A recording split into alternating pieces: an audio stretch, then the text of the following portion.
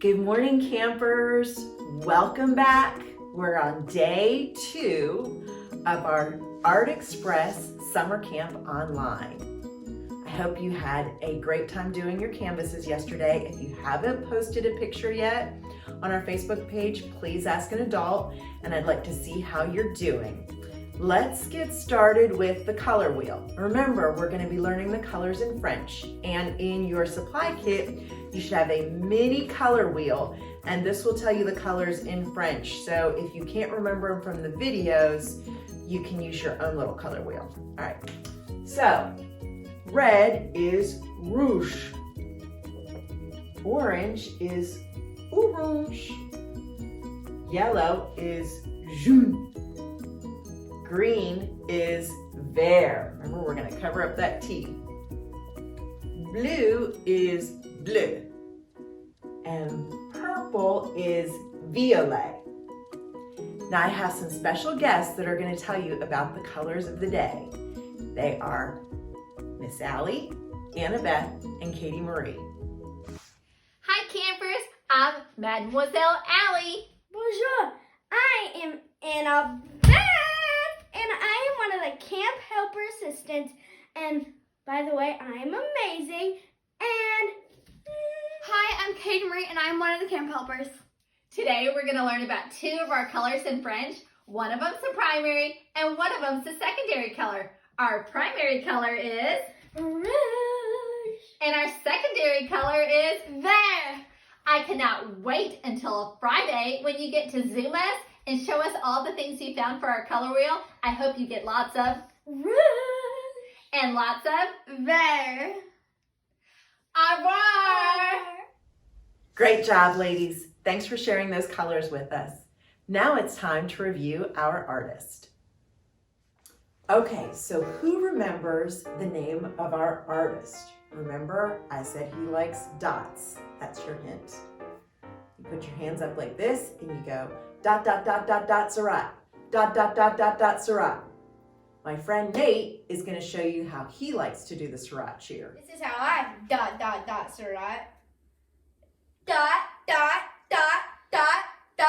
Seurat. Great job, Nate. Thanks for sharing. Now we're going to review our Seurat facts. He was born in Paris, which is in the country of France. He loved to read books about colors. He wanted to understand the science of color. If you have a favorite book about color, I would love for you to post it on our Facebook page and tell us your favorite book about color. Also, Seurat liked to keep his colors separate. He was not going to mix those colors. He wanted to keep the dots close together, but not mixing. Before he would do a painting, he would do drawings. We can see the black and white drawings that match what's in our painting that we've been talking about Sunday afternoon. And then down here, we see as we get closer and closer and closer, those dots are so next to each other, but not mixed. Now let's look over here at our painting, Sunday afternoon. Let's think about some things that we see. We see the dogs, my favorite, the lady walking a monkey, and then we see a boat. Now, when I look at this boat, it's so tiny. I can't imagine that this lady could get in this boat. Well, that's because this boat is far away. So when we look at a painting or a picture and we see something that is far away, it's small. If it's closer, it's big, okay? So the bigger it is, the closer it is to the front of the painting. The smaller it is, the further away it is from the painting. So I've got Nate and Coco who are going to show you a little bit about near and far.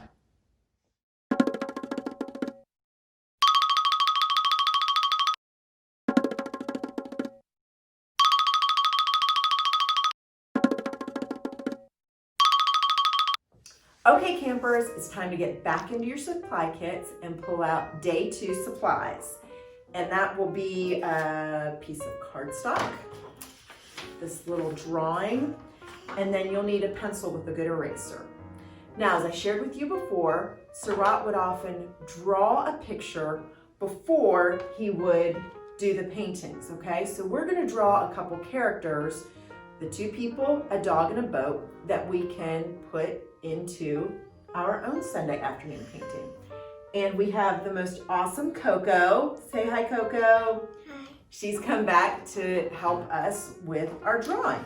So put this picture in a spot where you can see it easily. And then I want you to take your cardstock and I want it to be long, or what we call horizontal. Now, when you're making your people, you can see that the cardstock and this paper are about the same size. So the people are going to be about as tall as your cardstock, and then the dog will be a little bit smaller, and so will the boat. Okay, so we're going to start with the lady first. So go ahead and pick up your pencil. Now, don't worry about your pencil lines because we're going to paint over this. So if you don't like a line that you made, it's okay. And you can even see in my drawing on the dog, you can see the lines that go up over his body and on his nose, and that's okay because I painted over them and you can't see them, okay? So the first thing we're gonna do is we're gonna work on the lady. Now, I don't wanna make her head really, really big or it's gonna take up too much space. So I'm gonna come down here and just do like a little oval like that. And it's gonna look like she's looking out this way. So Coco, go ahead and just make your oval. Come down a little bit because you want some room to draw her hat.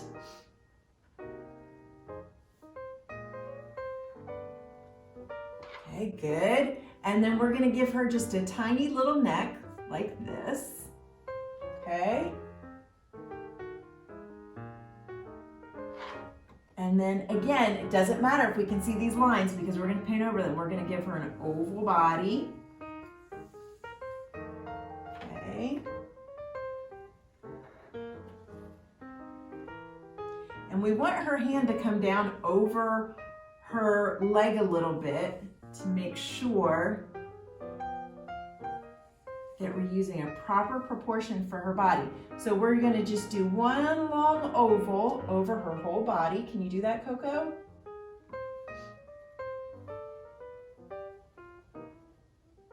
And again, it's okay if the lines overlap. And then we're just gonna do a circle for her hand. And then we're gonna give her a skirt that's just gonna come down like this. And like this, and then connect those lines, okay?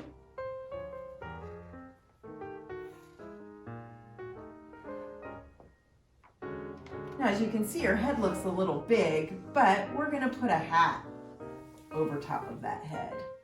So you can just put one line right across about 1/3 top of her head and then go like this and give her a hat.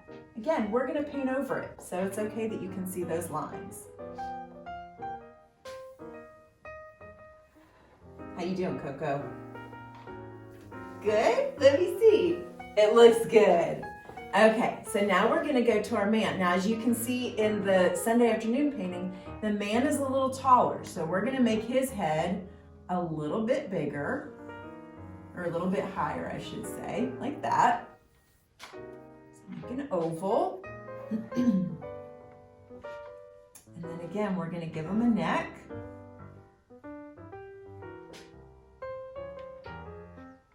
Okay. We're gonna use an oval top for his body. Now with our lady, she had a skirt. We couldn't see her legs, but for our man, we're gonna have to give him some legs. So starting right here, we're gonna give him a leg, and then just an oval. If you think in terms of shapes, an oval for his shoe. Now, if I'm going too quickly, you can always pause the video and you can work at your own pace. You can also rewind a little bit and see how I'm doing it. The other option you have is you can call me on FaceTime between 9 o'clock and 12 during our camp days, and I can help you with your drawings or any art projects you're working on if you need help. Okay, so let's give him his arms. Go up here at the top, and then remember, go down just a little bit over the leg. Okay, and then just a little circle for the hand. Okay. And then again, part of his head is that top hat. So we're going to do a line across the top of his head. And go up and across. And we're going to paint right over that so we don't need to worry about it. So these are our two people, okay? All right, your people look great, Coco. Let's move on to our dog. Okay, so doing our dog, we're gonna make kind of a little bit of a wiggly oval. So I'll show you what I mean by that. It's gonna be not a perfect oval, but it can kind of look like a potato almost. Okay, so can you do a wiggly oval?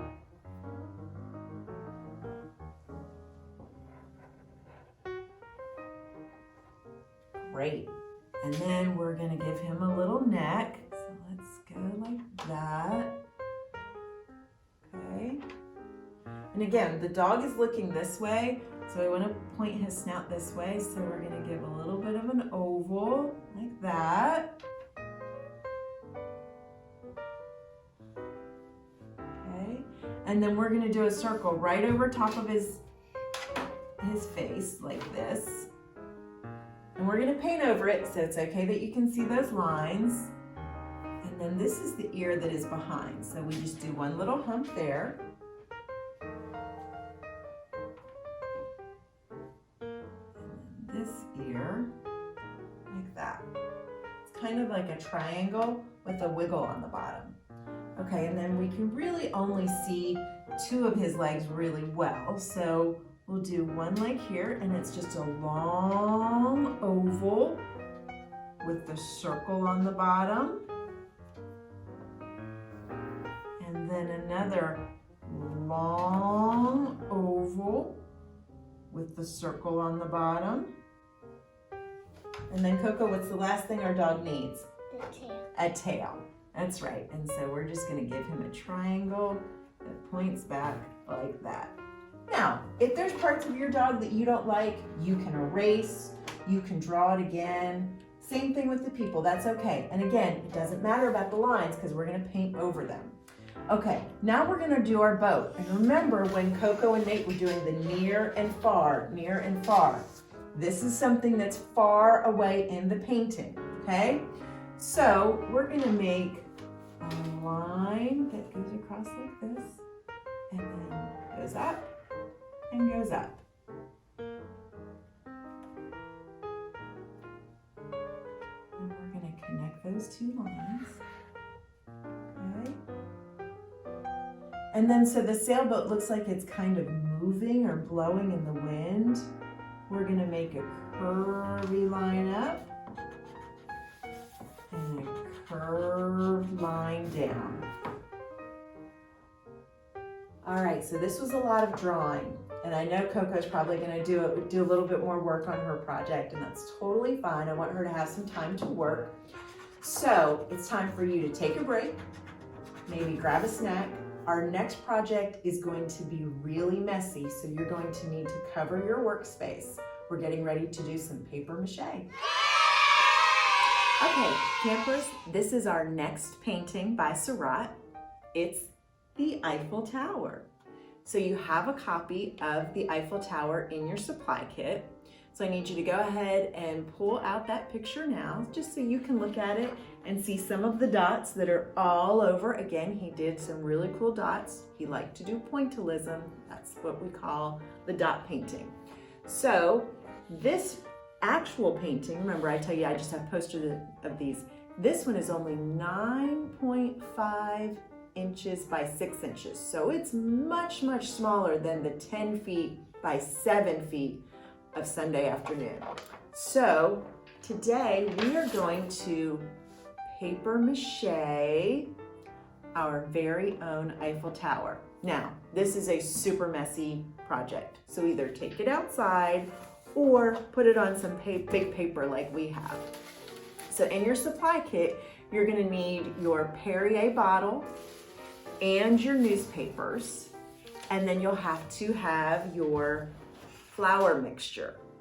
I've already taken my rings off because I know this is gonna get messy. Now your mixture should kind of be like a pancake mix. So if you can see when I mix mine, and there shouldn't be any lumps in it.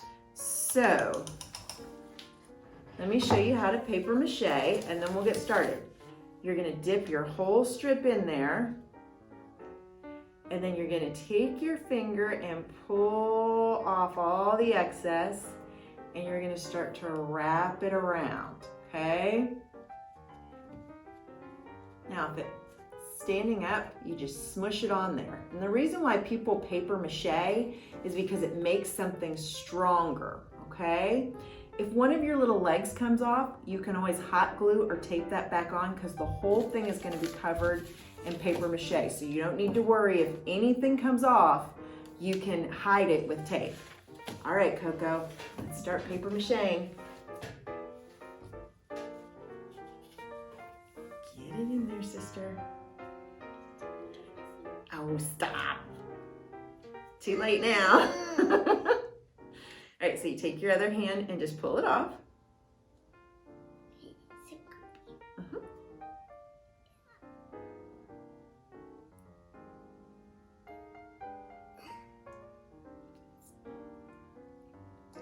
You don't want a lot, you got to get the excess off or it's going to make it too heavy. All right, wrap it around.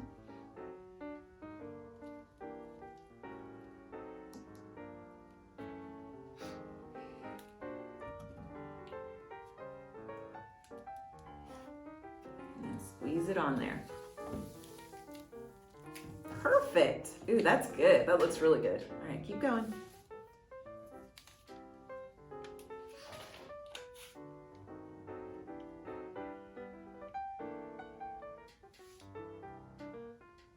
Take your fingers and pull it off. Yep.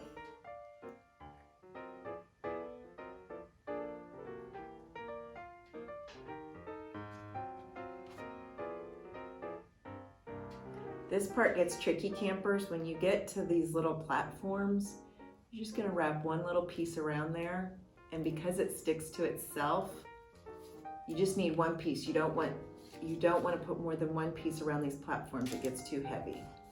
Okay. Yeah, we'll have one kind of wrap up around, because we got to cover the whole thing.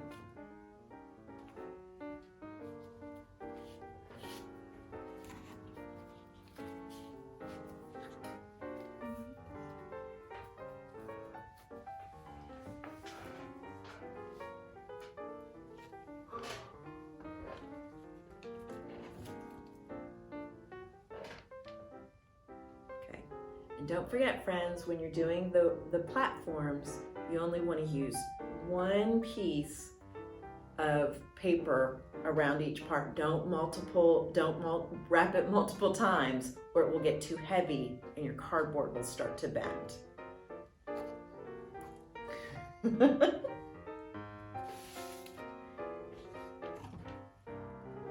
While the paper mache is still wet, if you have pieces that are folding up, go ahead and just pinch it down a little bit, because it does work like a glue. So you will want to make sure that you just pinch those spots down if you see anything that's sticking up right now. Put it there. Something else you can do, friends, if you have a strip that you want to tear a piece off and help wrap around those legs, because there's lots of little spots around the legs, you can do that too. You don't have to just keep everything as a full piece.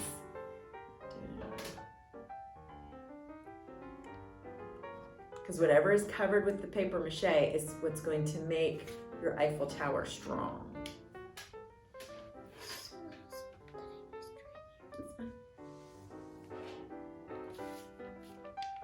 Okay, campers, as you can see, Coco is almost done with her paper mache Eiffel Tower. I think she's done a fabulous job. She's now going back and just seeing if there's any spots that have the green showing. She's making sure that she applies some paper mache there, and making sure that there's not too much on these cardboard platforms. Remember, I said they might bend if you put too much on there. And then just making sure any pieces that might be sticking up that you fold down, because now is the time to do that. While the paper mache is still wet, you can fix stuff like that. Once it gets hard, it's going to be really difficult to do. So, oh, she has one more little spot she's going to cover on the top. So, friends, great job. Hope you enjoyed doing, oh, I see another little spot. You got one more spot there. So I hope you enjoyed doing some paper mache, and Coco and I are going to clean up our hands, and I'm going to tell you about tomorrow's camp. Great job today, campers. I know this was a lot of work, but it's going to be worth it, trust me. So let your paper mache get good and dry. Tomorrow we're going to cover it with some white paint, and then we'll be adding some of those dots that Sarat loved so much. Tomorrow is our French Cultural Day, so it will be all about France. We have a special guest. Her name is Miss Isabel. She is from France. She speaks French fluently, and she's gonna have some special, wonderful things to share with us. So don't forget to post your pictures. I wanna see how you're doing, and au revoir, and stay creative.